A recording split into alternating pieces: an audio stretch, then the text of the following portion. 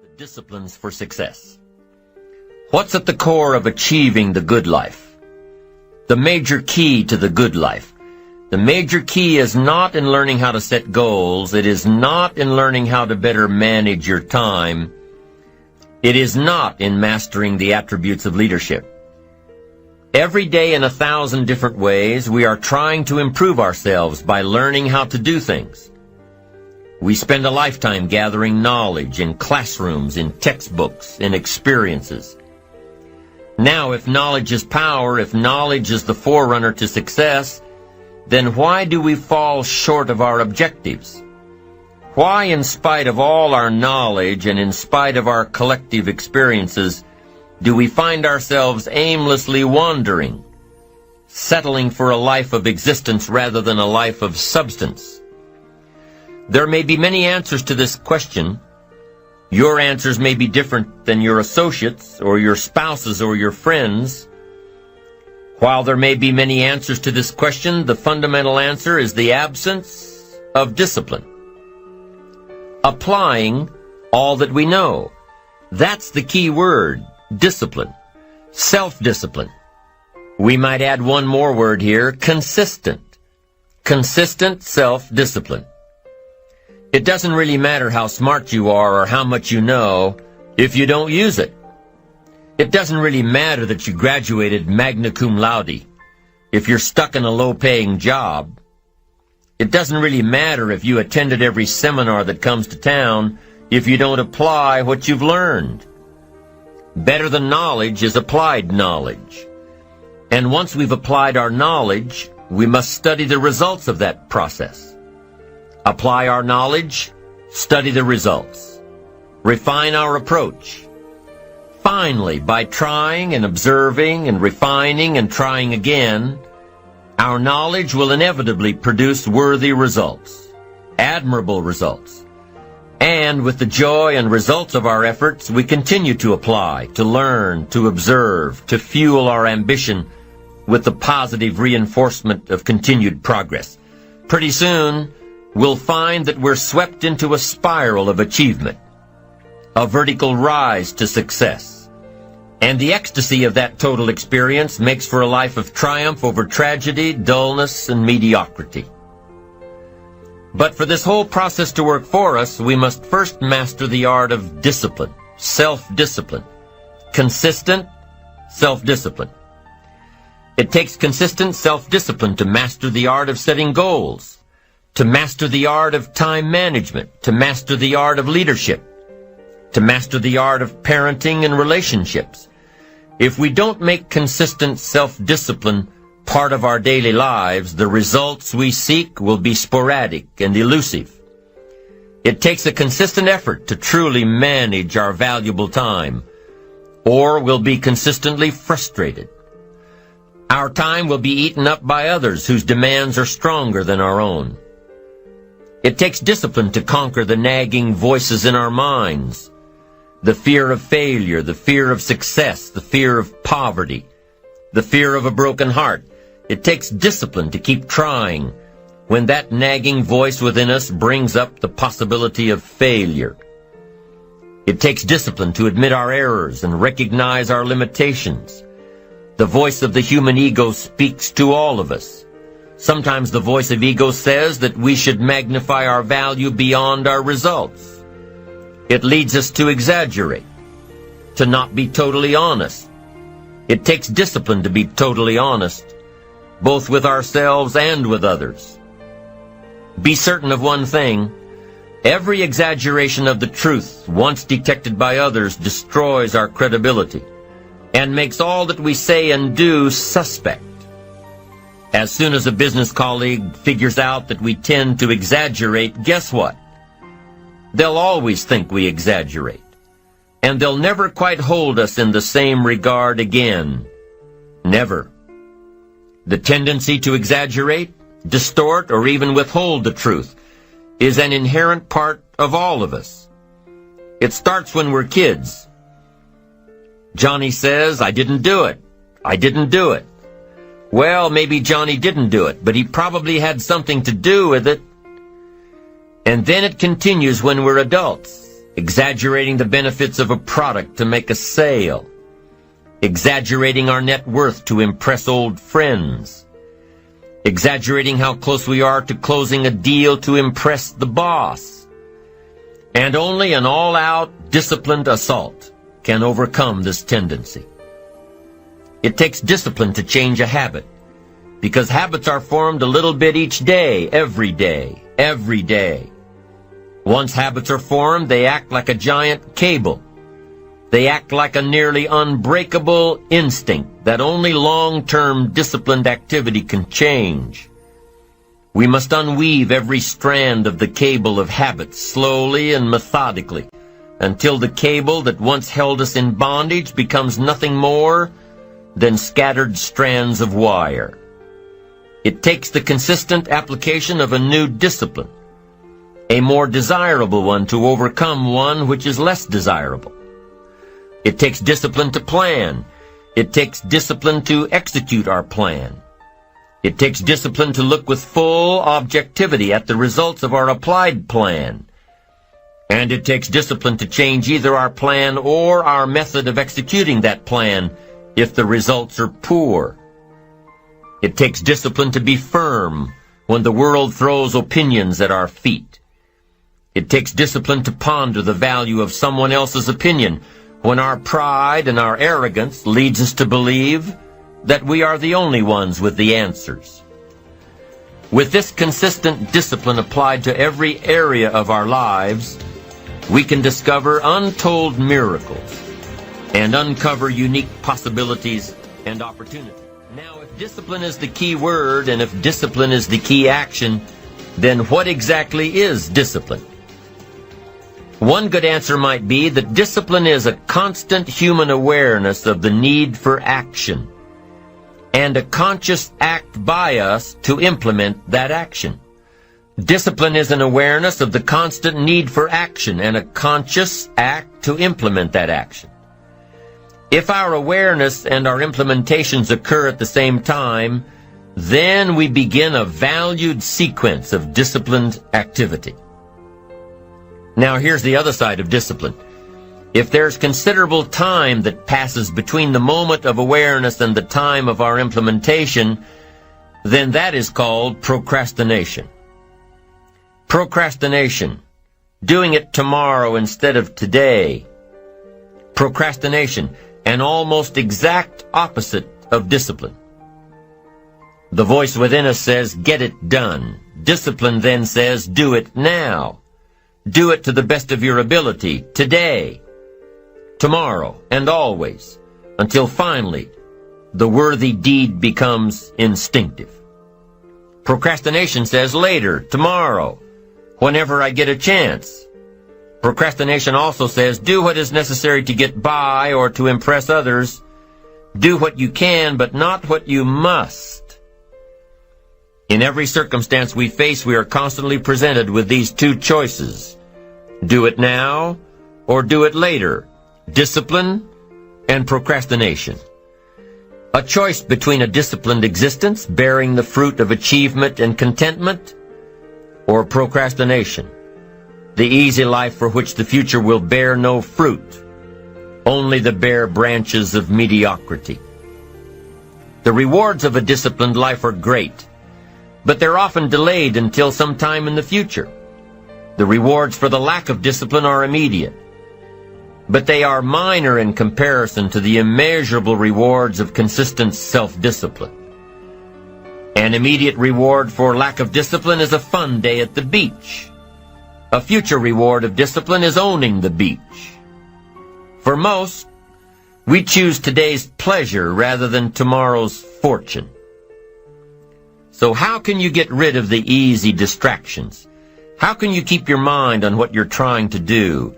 How can you keep an attitude of doing it all and doing it now? How can you make the choice of discipline over procrastination? How can you stay focused on your ambitions? How can you avoid conversations at the water cooler? You can keep your focus on your work. You can get it done today instead of tomorrow. You've got to really work on your consistent self-discipline on a daily basis, or you'll find yourself distracted, distracted by negative thoughts, distracted by negative people, distracted by water cooler chatter, and pretty soon, depending on the type of people you've associated with, distracted by your doubts within yourself. Never underestimate the power of influence and associations, and never underestimate the power of your own consistent self-discipline. Now let's take a closer look at discipline, at the 3 steps to becoming disciplined. First, true discipline is not the easiest option. Most people would rather sleep until 10 o'clock than get up at 6. It's easier to go to bed late, sleep late, show up late, leave early. It's easier not to read. It's easier to turn on the television than to open a book. It's easier to do just enough than to do it all. Waiting is always easier than acting. Trying is always easier than doing. Imagine what life would be like if we didn't have to make our bed in the morning, or keep our garage clean, or pay our taxes, or show up for work tomorrow. Wouldn't it be fascinating if we didn't have to do these things? Wouldn't it be fascinating? What do you suppose would become of us? You're right. Not much. For whatever the reason, the system we live in and contribute to is designed to make the easiest things in life the most unprofitable. Profitable seems to be the most difficult. Our world is and always will be a constant battle between the life of ease and its momentary rewards and a life of discipline and its far more significant rewards. Each has its own price, the price of discipline or the price of regret. We will pay one or the other. What we wish we had done is the voice of regret, speaking in a sorrowful tone at a time when there is no going back. This is regret. No second chance. No, what would I do differently? Choose one or the other, but both will have their price, the price of discipline or the price of regret. One costs pennies, the other a fortune. Dostoevsky said, "There are hundreds of young men who would die for the truth, but very few who would spend 5 years studying to know what the truth is."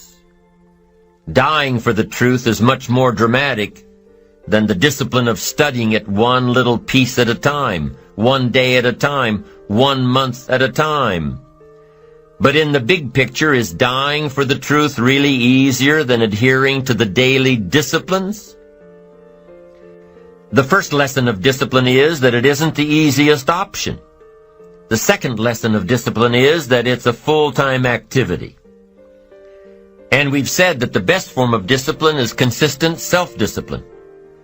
You see, the discipline that it takes to make your bed every day is the same discipline necessary for success in the world of business. The discipline to organize your garage is the same discipline to organize your business. All disciplines carry through to affect all parts of our lives. If we're disciplined in just one area and lazy in another, guess what?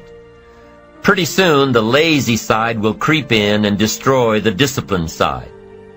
The bad habits in one area of our life will eventually destroy our self-discipline in the areas we've been working on. Consistency cannot be inconsistent. Discipline is the mind being trained to control our lives. Discipline is a set of standards which we've selected as a personal code of conduct. Discipline is imposing on ourselves the requirements for honoring these standards. Once we've adopted these standards of behavior and conduct, we're committed to honor them. And if we don't, then there can be no disciplined activity. We find ourselves announcing our standards to our relatives, our friends, our associates. We shout our beliefs and condemn those who believe any differently, but then we don't walk the talk. We end up acting in a way far different from the beliefs we've shouted. We tell our kids that the TV is rotting their minds, yet we spend our evenings in front of it. We tell our employees that they must take advantage of every minute of the working day, yet we spend 3 hours at lunch. Do as I say, not as I do. This is inconsistent. This leads to a loss of credibility among those who watch us. And more importantly, this leads to a loss of credibility within ourselves. The only thing worse than one who is inconsistent in applying their self-imposed disciplines is one who has never considered the need or the value of discipline at all. These people seem to wander aimlessly, changing procedures, changing standards, changing loyalties, and shifting frequently from one commitment to another, leaving behind a trail of broken friendships, unfinished projects, and unfulfilled promises, all because of a discipline that was either non-existent or imposed so infrequently that it was ineffective. Here's the third step to becoming consistently self-disciplined. Number one is realizing that discipline isn't the easiest option. Number two, discipline is a full-time activity, day by day, every day. And the third step to becoming self-disciplined is really a philosophy that holds one of life's unique promises. Number three simply says, for every disciplined effort, there is a multiple reward. That's one of life's great arrangements. It's like the law of sowing and reaping. In fact, it's an extension of the biblical law that says if you sow well, you reap well. Now here's a unique part of the law of sowing and reaping. Not only does it suggest that we'll all reap what we've sown, it also suggests that we'll reap much more. Life is full of laws that both govern and explain behaviors. But this may well be the major law we need to understand. For every disciplined effort, a multiple reward. For every disciplined effort, a multiple reward. What a concept. If you render unique service, your reward will be multiplied. If you're fair and honest and patient with others, your reward will be multiplied. If you give more than you expect to receive, your reward is more than you expect. But remember, the key word here, as you might well imagine, is discipline. Everything of value requires care and attention. Everything of value requires discipline. Children require discipline. They must have a structure built for them. They must have boundaries to work within so they feel secure and comfortable to explore and grow. They must learn to recognize what's right and what's wrong, what's acceptable behavior, what's not acceptable. Children require unwavering discipline, consistent discipline, or they'll be confused as to how they're supposed to behave. Likewise, our thoughts require discipline. We must set up our inner boundaries, our codes of conduct, or our thoughts will be confused. And with confused thoughts, we'll end up being confused, hopelessly lost in the maze of life. And confused thoughts produce confused results. Look around you at this very moment in time. What might you be doing that needs attention? Perhaps you're listening to this program as you drive along in traffic, blowing your horn at someone ahead of you who isn't driving at the speed you'd like to. Perhaps you're listening alone because you've had a disagreement with someone you love or someone who loves you, and your anger won't allow you to speak to that person. Wouldn't this be an ideal time to examine your need for a new discipline? Perhaps you're on the brink of giving up or starting over or starting out, and the only missing ingredient to your incredible success story in the future is a new and self-imposed discipline that will make you stay longer and try harder and work more intensely than you ever thought you possibly could. The most valuable form of discipline is the one that you impose on yourself. Don't wait for things to deteriorate so drastically that someone else must impose discipline into your life. Wouldn't that be tragic? How could you possibly explain the fact that someone else thought more of you than you thought of yourself? That they forced you to get up early and get out into the marketplace when you would have been content to let success go to someone else who cared more about themselves? Your life, my life, The life of each one of us is going to serve as either a warning or an example. A warning of the consequences of neglect, self-pity, lack of direction and ambition, or an example of talent put to use, of discipline, self-imposed, and of objectives clearly perceived and intensely pursued. Now, can too much discipline be a bad thing? Can you possibly be too disciplined? Too much of anything is a bad thing. Life without balance results in an unbalanced life. Walking around the block every day is good. Walking or running 6 hours a day is bad. It's obsessive. Unless, of course, you make your living as a marathon runner. Then you're doing your job. Eating an apple a day is good. Eating only apples is bad. You won't get all the protein and vitamins and nutrients your body needs. Working hard, burning the midnight oil, doing it until is good.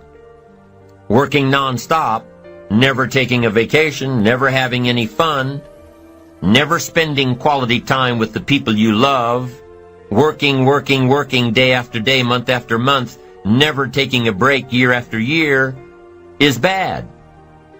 If you've got your nose to the grindstone all the time, how are you ever going to spot new opportunities, consider new ideas? It doesn't work that way. You've got to stop and ponder where you've been and where you're going. You've got to reflect so you know if you're even on the right track. Everyone has heard the story of Willie Loman in the play Death of a Salesman. Willie was a workaholic. He typified the old-fashioned concept of success. After all, if you're always working, you must be successful. No, it doesn't work that way. For workaholics, there's never enough work. They can work 10, 12, 14 hours a day, take 2 jobs, work them back to back. The only satisfaction is fighting off sleep, denying life's pleasures, getting more tasks done. Some people are impressed with this type of behavior. But just because a workaholic spends too much time working, that doesn't mean he or she ends up with the most money. These people are generally more task-oriented than results-oriented. They're busy being busy, not busy being productive. Workaholics generally end up alienating their families, losing their health, facing a crisis of values. Now, wouldn't you prefer a life of productivity rather than a life of tasks? Of course. When you schedule your time and take advantage of your time, you can work smarter instead of working longer, and you'll probably end up getting more done than the workaholic, and still have time for other things in life. Enlightened self-interest says, I will look for new ways to work smarter by focusing on doing more per hour instead of doing more hours. It says I will run my day so my day doesn't run me. Enlightened self-interest also says that a life worth living comes from a life of balance and moderation. Too much of anything, even good things, will sooner or later throw you off track. Now, here's the key technique that you can use in your life to help keep you on the right track. This technique is called visual chain thinking. Ambitious people don't see each step toward their goals as a singular step. Each discipline as a singular discipline. Each project as a singular project. Each sale as a singular sale. With everything they do and with every discipline they adhere to, they see it all as part of a chain. A link in the chain of events and actions that will lead them to their final destination. Every action and every discipline today is a link in the chain. Every action and every discipline tomorrow is a link. Every action and every discipline in the future is a link. When you can see that every link in the chain will eventually lead you to the things you want most out of life, to the person you want to become, then you won't grow discouraged or fearful or impatient with today. When you can see where you're going through visual chain thinking, even on the toughest days, you'll keep building your ambition by knowing where you're going, not just where you are today. Part of this visual chain thinking is built when you decide on your direction, when you can see where you're going to end up before you get there, when you can see California while staring at the east side of a 14,000-foot mountain. And building your visual chain of thought begins when you have well-defined plans for your career, your family activities, your investments, and your health. Your plans and goals are your visual chain, knowing where you're going before you get there. Develop a plan, a game plan. It's ironic how we all understand the importance of mapping out a strategy for a football game or a basketball game. Not one professional team in the world begins a game without a complete strategy. But few of us take the time to map out a strategy for our lives, a game plan. But it's important. Here's the first rule for your game plan of life. Don't start your day until you have it finished. Don't begin your activities of the day until you know exactly what you plan to accomplish.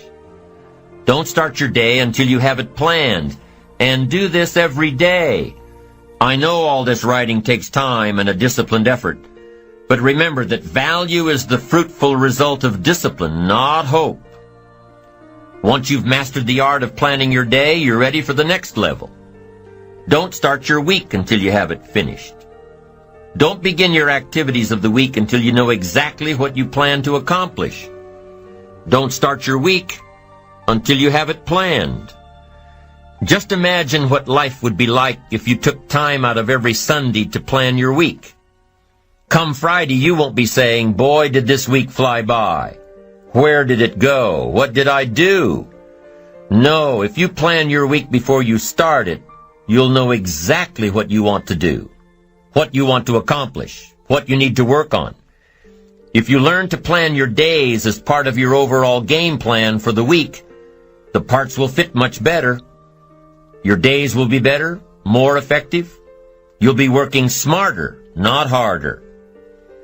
And when you've learned to plan your week, guess what? You've got to plan your month. Don't start your month until it's finished. By developing a game plan for your days, your weeks, your months, by developing and following your game plan, your days and weeks and months all become part of a bigger plan. A bigger design, a long-term view of your life, a visual chain. You'll start gaining a greater perspective of it all because you are planning. It takes great discipline on your part, but it will soon lead to a new habit, a habit of mastering your time, a habit of discipline that will lead you to the good life. Now, if visually seeing the future is new to you, if you've never developed a game plan before, let me offer a few tips. There are two things that you need to understand before you create a game plan. Number one, a game plan, a visual chain of your future, is like a spreadsheet. Instead of listing numbers, you list activities. It's like a to-do list.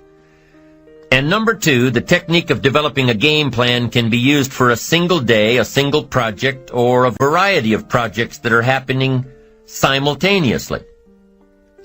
Here's how you do it. First of all, you need to buy a pad of graph paper. Game plans work best on graph paper. So take a sheet of graph paper and make vertical columns of the number of days this plan is to cover. Then on the left-hand side of the paper, write the heading, Activities.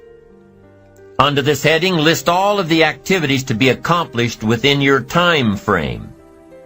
Let's say, for example, that you've got 1 week to finalize a marketing plan. It's an overwhelming amount of work to complete, but it's got to be done. So break it down piece by piece. The best way to start is by listing all of the individual components on the left-hand side of the page.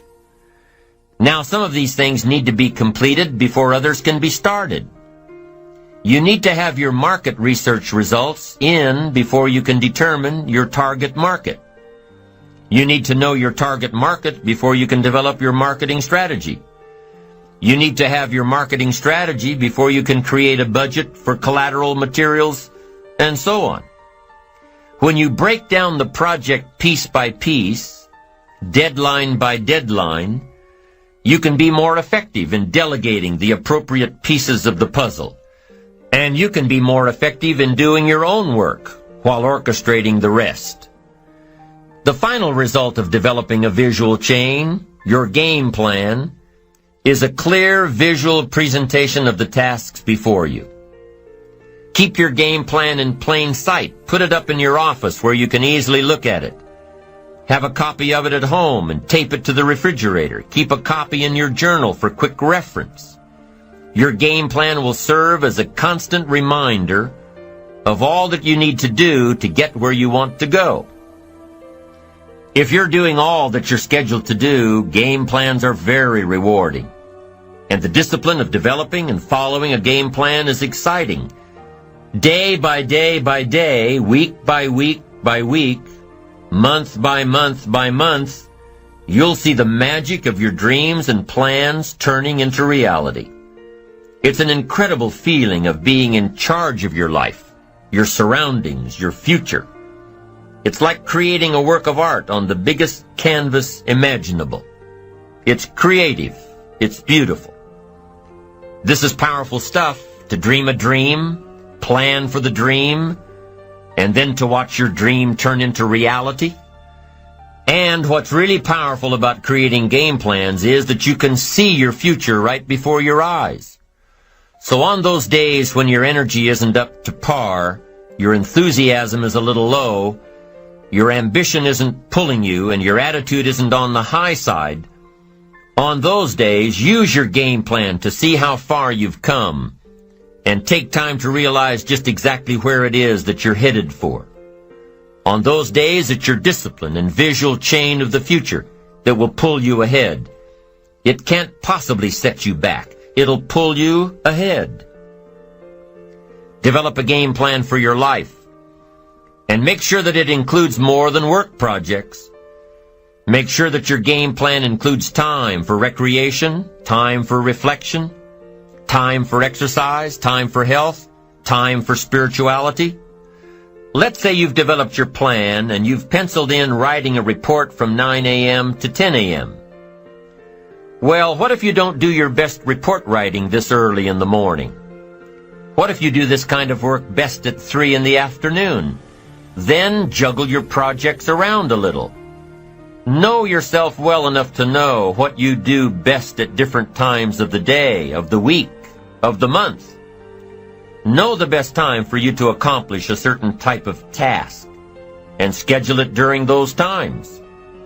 You have to work with your game plan in order for it to best work for you, and you have to maintain the discipline of working your plan until what? Until you've got it down. In the end, it is your own discipline that acts as the magic catalyst to give substance and depth to your ambition. To achieve your own plans and dreams, to have what you want to have, and to become what you want to become, your consistent self-discipline is the magic catalyst. The ultimate question cannot be whether you are going to make the fundamental disciplines your own. The ultimate question is when.